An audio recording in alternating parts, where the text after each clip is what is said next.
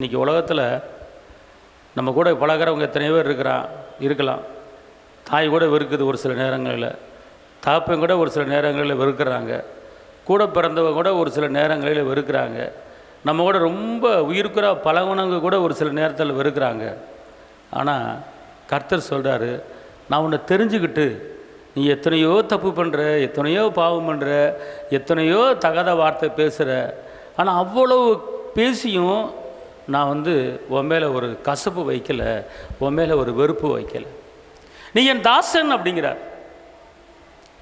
இந்த உலகத்தின் கடையாரந்தரங்கள்னால் உலகம் ஊர் எங்கே ஆரம்பிக்குது எங்கே முடியுதுன்னு சொல்ல முடியாது. ஒரு சமுத்திரம் இருக்குது, கடல் இருக்குது, சமுத்திரத்துக்கு நடுவில் நின்று எங்கே ஆரம்பிக்குது கடற்கரை, அந்த கடல் எங்கே முடியுது அப்படின்னு பார்த்தா கண்டுபிடிக்க முடியாது. உலகத்தில் எத்தனையோ நாடுகள் இருக்குது, அத்தனை நாடுகளுக்கும் கடல் என்ன செய்யுது, பரவி பாஞ்சுக்கிட்டே இருக்குது. அப்போ இந்த உலகத்தின் கடாந்தரங்களில் இருந்து உன்னை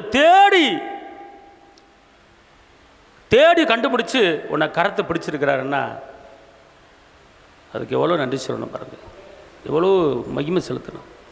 சொல்ல உலகத்தின் கடாரந்தரங்களிலிருந்து, இந்த உலகம் எவ்வளோ பெரிய உலகம், அந்த உலகத்தில் உன்னை தேடி வந்திருக்கேன் பாரு, உன்னை தேடி உன் கரத்தை பிடிச்சிருக்கிறேன் பாரு.